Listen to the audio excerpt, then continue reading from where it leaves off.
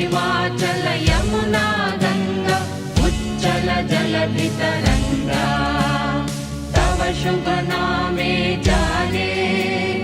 तव शुभ आशीष मागे